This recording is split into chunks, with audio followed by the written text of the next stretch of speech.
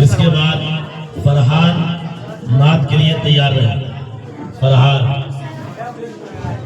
Stage پر آ کر بیٹھے. فرحان. بسم اللہ الرحمن الرحیم. الحمد للہ کفا والسلام علی عباده الذین اصطفى اما بعد. فاعوذ باللہ من الشیطان الرجیم. بسم اللہ الرحمن الرحیم. يا أيها النبي قل لأزواجك وبناتك ونساء المؤمنين يدنين عليهن من جلابيبهن. بے پردہ جو نظر آئی کل چند بیویاں. اکبر زمین میں غیرت قومی سے گر گیا. پوچھا جو ان سے آپ کا پردہ ہو کیا ہوا؟ کہنے لگی کہ عقل پہ مردوں کی پڑ گیا. محترم حضرات، میں نے قرآن کریم کی آیت کا ایک ٹکڑا حضرات کے سامنے پڑھا جس کے اندر نبی اکرم صلی اللہ علیہ وسلم کو اس بات کی ہدایت کی گئی ہے کہ نبی اپنے بیویوں اور بیٹیوں اور تمام مسلمانوں کی عورتوں کو اس بات کا حکم دیجئے کہ اپنے اوپر تھوڑی سی چادر لٹکا لیں. یعنی کلام اللہ کی اس آیت میں پردہ کا حکم نازل ہوا ہے. قرآن پاک کی ایک دوسری آیت کا ٹکڑا ہے وَلْيَضْرِبْنَ بِخُمُرِهِنَّ عَلَى جِيُوبِهِنَّ کہ عورتیں اپنی اوڑھنیوں کو سینوں پر لیا کرے. اس آیت سے بھی پردہ کی جانب اشارہ ہے.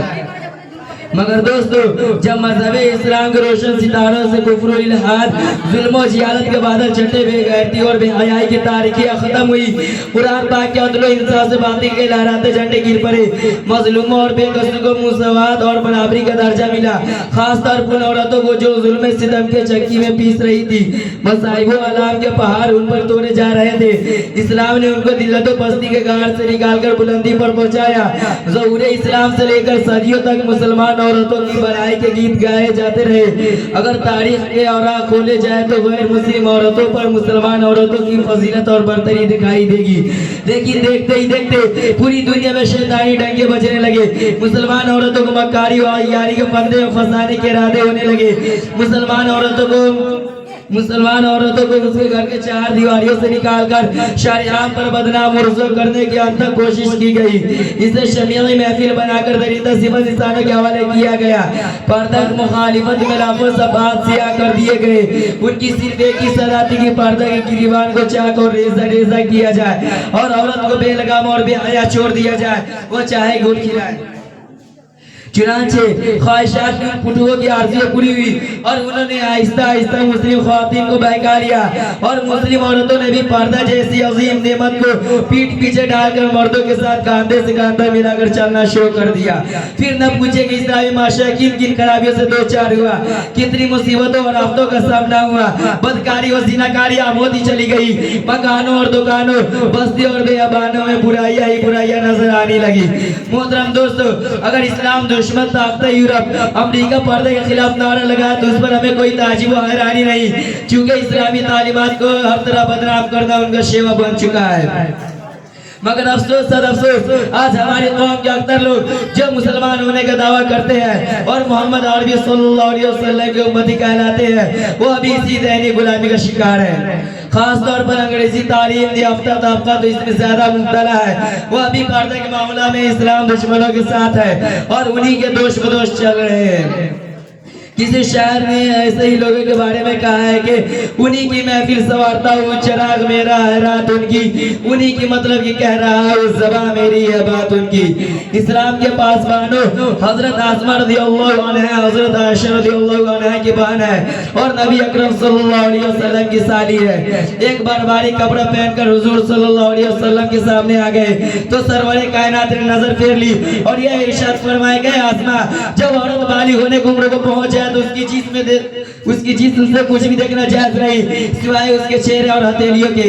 اس حدیث سے اس بات کا صاف پتہ چلتا ہے کہ باریک کپڑا پہننا بھی پردے کے خلاف ہے. انسان کے چہرے پر خوبصورتی سے جری ہوئی ہے دو آنکھیں نفس کی سب سے بڑی چور ہے.